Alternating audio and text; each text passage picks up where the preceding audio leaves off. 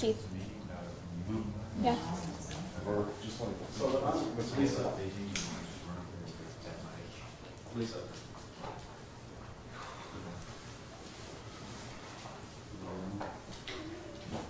you bought your photo there. I don't remember when you could be doing that. Hey, Jerry. Hey, yeah. It's all right.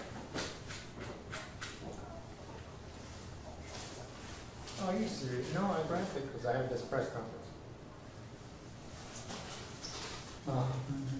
Yeah, that's all right, dude.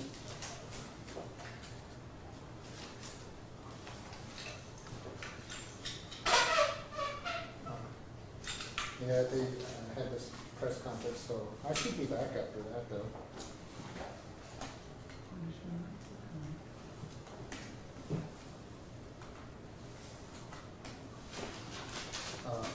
Okay, sorry.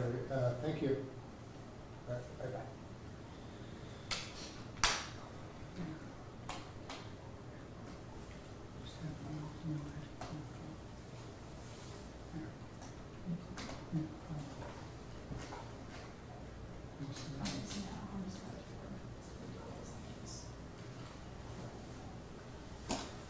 Okay, I just want to make sure you can use my phone for this as well.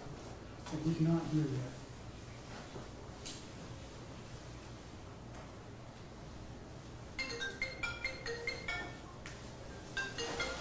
Okay, all right. Sean San Brian, speaking. Hi. Okay, all right.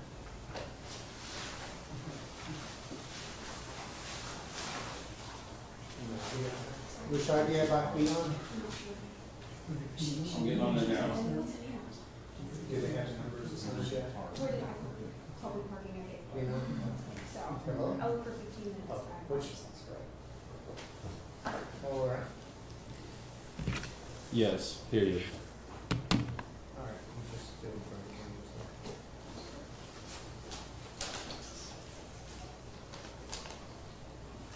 the Can you hear us? Hello, can you hear us? 1, 2, 3. Yes. Is this on?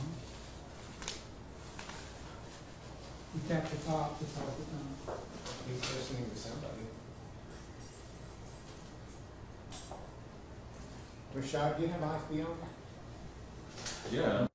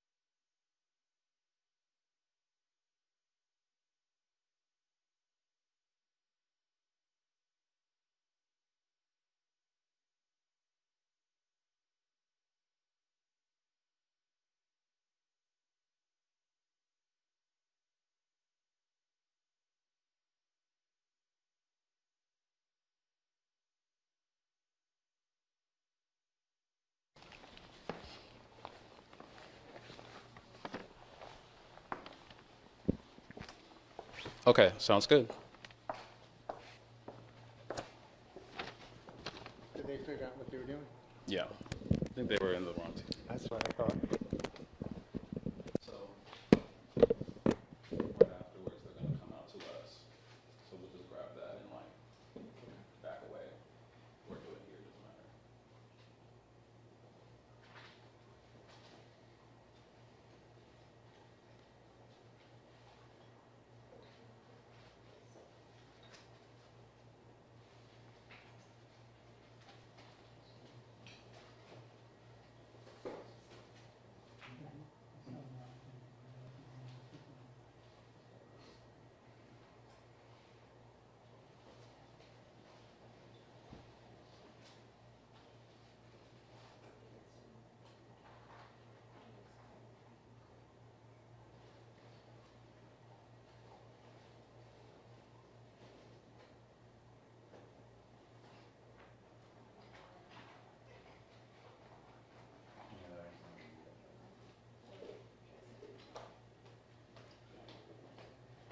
Yes, I ran all the way up there.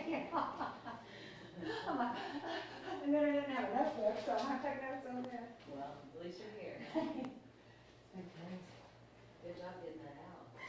I've been working it a while. I figured.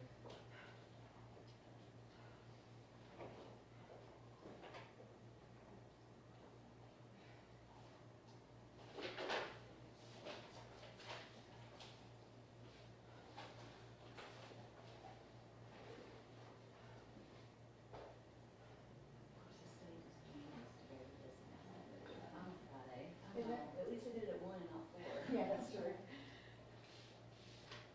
Here, Sean, just in case, I want to get this up. Just in case we can't get to that mic, I'm going to try to have that right now.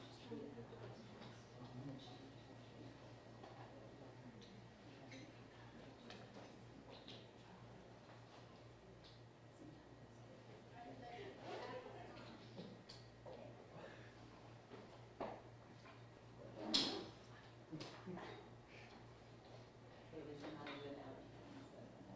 It's got the red, white, and blue on a little bit. God, I've never seen this many people in this office. Please, real quick.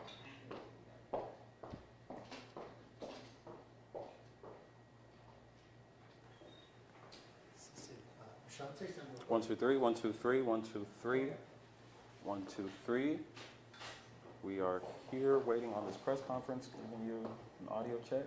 1, 2, 3, 1, 2, 3.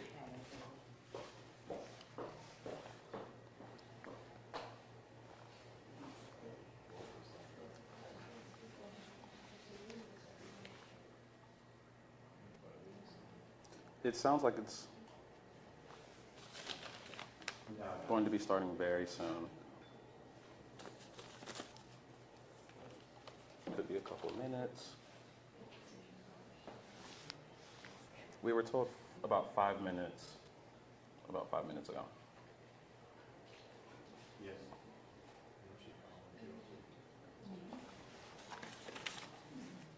Tier 1. Tier 1.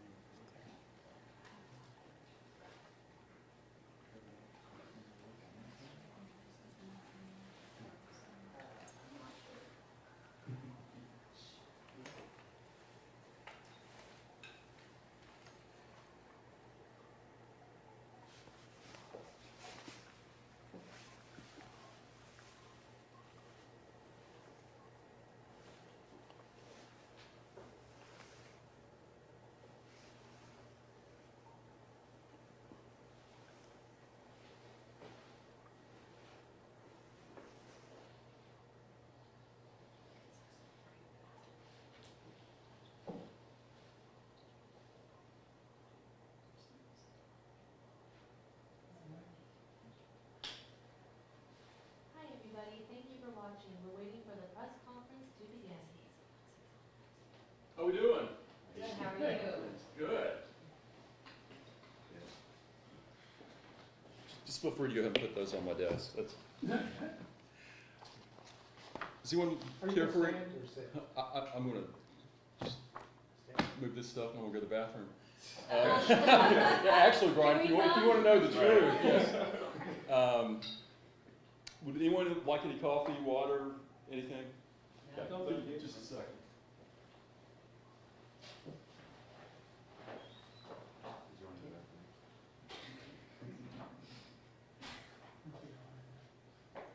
I'm gonna need a good attorney, I think it's pretty hard. Yeah. Right? It's getting sold as we speak. No, they'll just give you 4 tickets. Oh.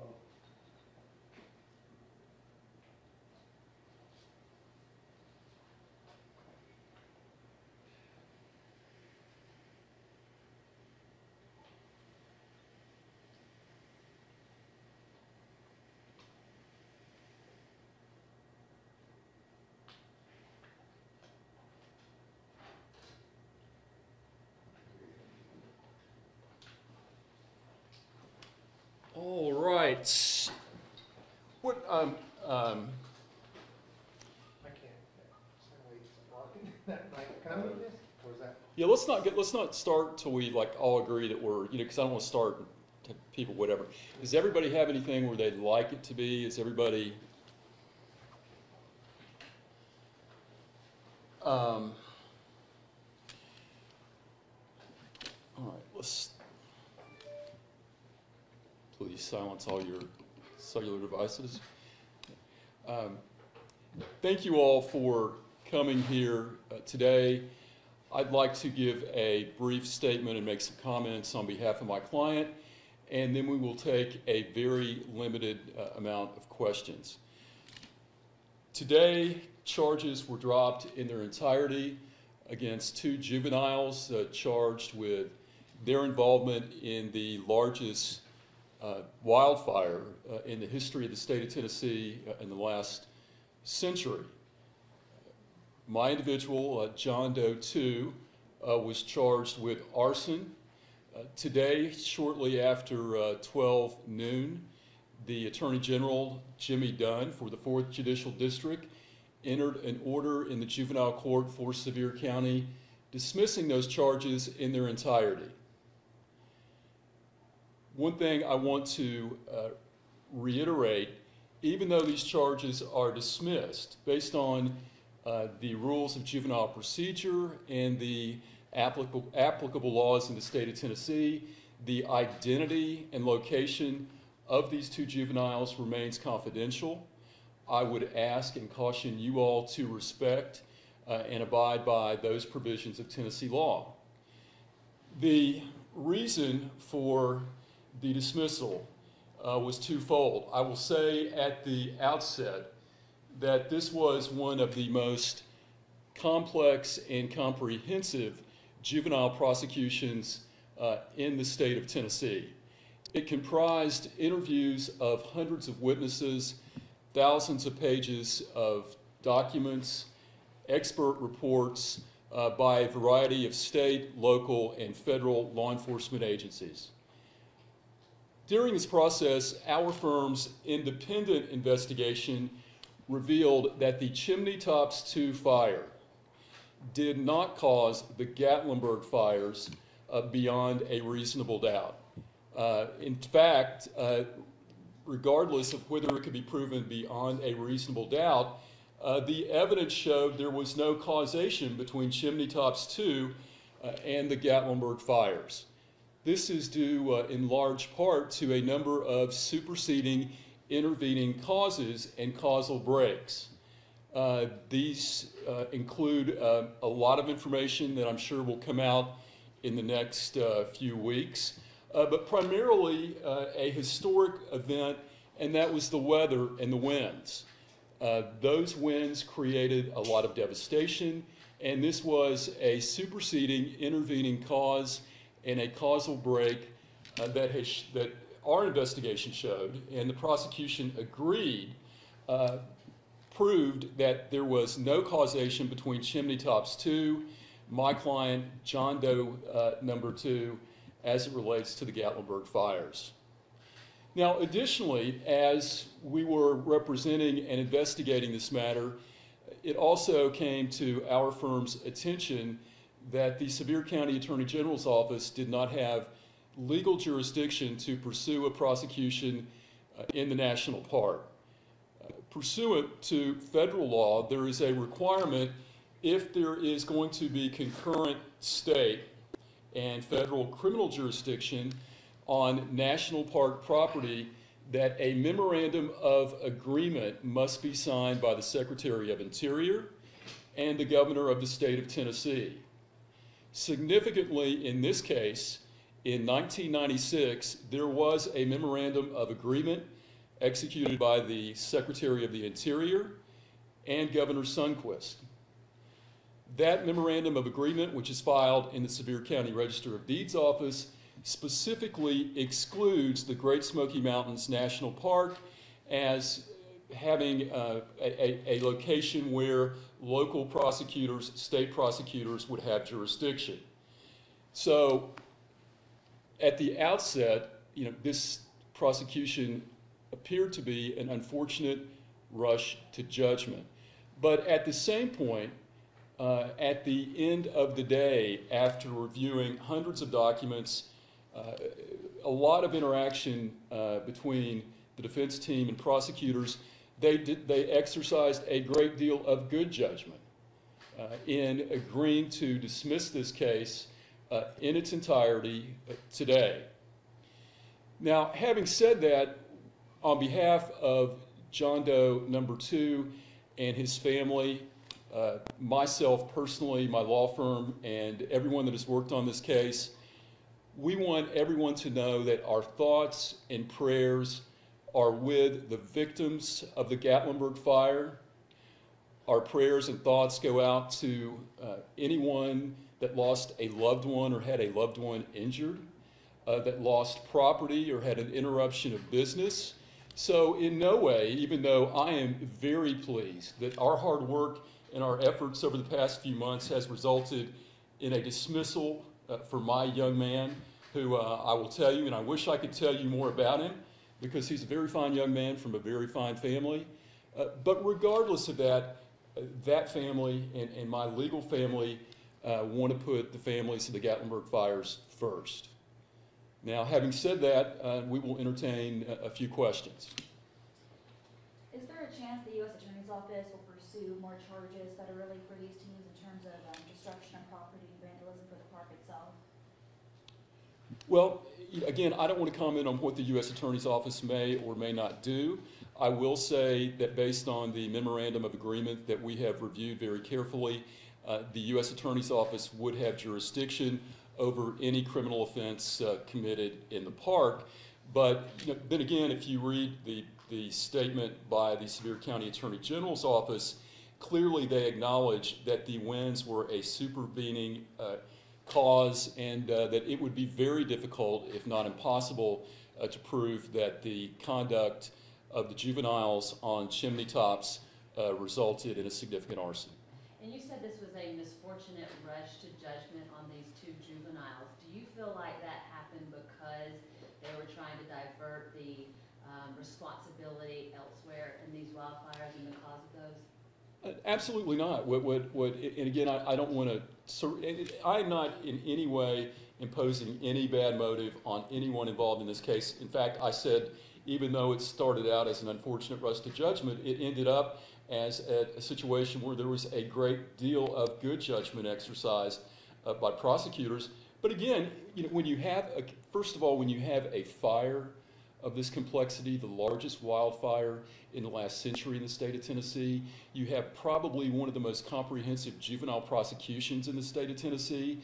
It takes time for the defense, and it takes time for law enforcement, and it takes time for everyone to look through the documents, look at all of the issues, and that's what I would attribute why things have changed since the original press conference announcing the detention of these young men.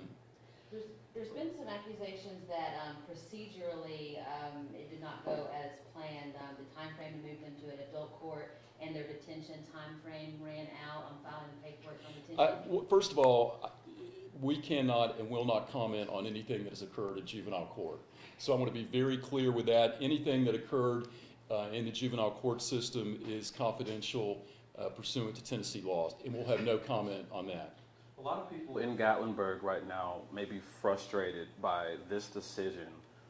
Do you have any response to those people? I disagree. I think people aren't looking for scapegoats. I think they're looking for answers. And I think if this is the beginning of answering questions that need to be answered, and how this fire started, why it couldn't be stopped, etc. So when you have over 100 witness statements, you have a team of investigators, you have prosecutors, you have defense lawyers telling you that the conduct of these juveniles didn't cause the Gatlinburg fire, that's the beginning of answers that I think people need to know and deserve to know. To be clear then, what you are saying is that these boys did not cause that destruction and death. Is that what you're saying to me? I want to be very clear and I want to be very unequivocal, and that is that my client and the other juvenile, based on the proof and the evidence, did not cause the death and devastation in Gatlinburg, period. So one thing I want to be very clear as we leave this press conference, there is no evidence that the conduct of the juveniles caused the death and devastation in Gatlinburg. And you've been in contact with the kids. I know you can't tell us anything about them, but how are they feeling right now? I'm not going to comment on John Doe number 2.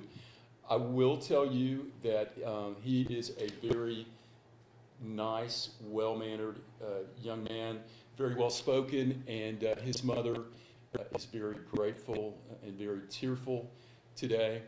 But I mean, imagine you're a young adolescent and you are accused of committing one of the most heinous crimes in recent history here in East Tennessee. But they've been very strong throughout this process, and we've informed them that we've been working very hard on his behalf. So it's a very positive day. And again, back to your question. Again, it should be viewed as a positive day because this is the beginning of finding out answers.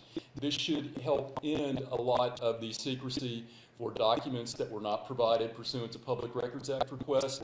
And I think this will create a more open dialogue as to how the Gatlinburg fires started, why they weren't contained, and how they can be prevented in the future. But again, those are issues for someone else. But as I said a few minutes ago, I want to just strongly reiterate that my young man's family, their thoughts and prayers are sincerely with those people in Gatlinburg that suffered losses.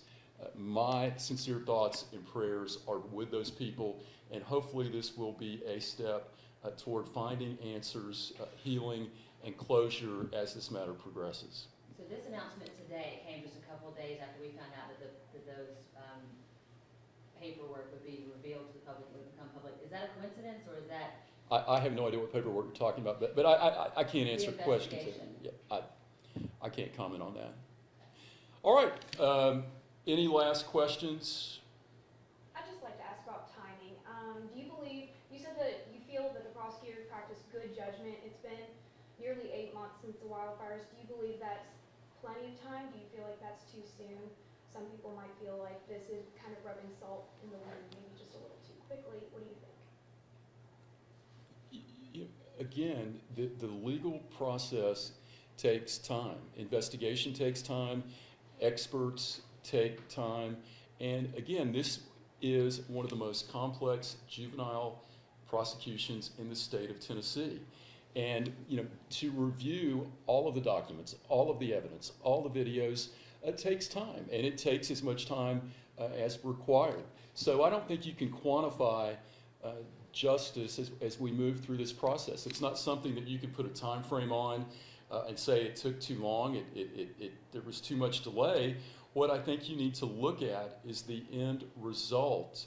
And at the end of the day, you have law enforcement, you have prosecutors, and you have defense lawyers all agreeing that this is the right thing. And at the end of the day, significantly, you have all of that manpower, all of those experts, law enforcement, telling you that 2 juveniles did not cause the death and destruction in Gatlinburg. So we have answered a big question, but again, it's time to move on. And this chapter of the Gatlinburg fires, fortunately for John Doe number 2, is now closed. And at this point, you don't anticipate any lesser charges for these teams given their conduct in the park itself? Again, the only thing I can tell you is the U.S. Attorney's Office would have jurisdiction. I can't comment on whether they would or would not decide to pursue any criminal charges. I will tell you this, that there can be no state charges filed against John Doe number 2. So this matter has been concluded as it relates to Sevier County. And if there are federal charges, will you be their attorney or John Doe? I can't comment on that. Can you elaborate, what would John Doe possibly face state-wise, because the state has no jurisdiction for anything he may or may not have done in the park? None. That's what I said. I said that there can be no future prosecution of John Doe number 2 by state authorities. This matter, pursuant to the order dismissing the case that was entered shortly after 12 p.m., completely closes this case and prosecution as it relates to John Doe number 2. All right. Again, I want to thank everybody. I want to encourage everybody. I know you're good reporters, and you know, that's one thing I've noticed during the course of this. I probably have said gag order 50 or 100 times when faced with questions and requests for things. But please respect the confidentiality of John Doe number 2 and his family. This has been very trying for a young man. So you all are news professionals, and I would respectfully request that you respect their privacy and the requirements of Tennessee law. And again, I think we should all say a prayer for those that suffered losses in Gatlinburg. And that concludes this press conference. Thank you. All right, we're done. Okay.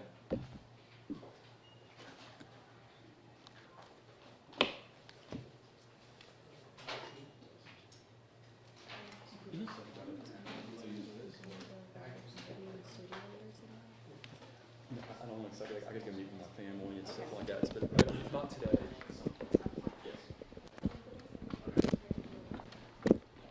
Yes, can you hear me?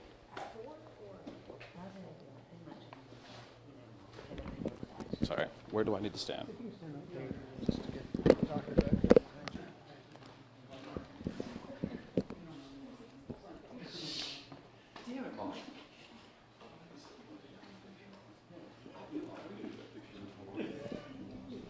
Yes, I hear you. Do you hear me?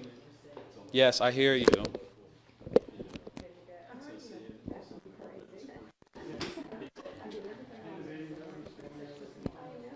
Okay. Yes, 1, 2, 3. I'm talking. This is me talking.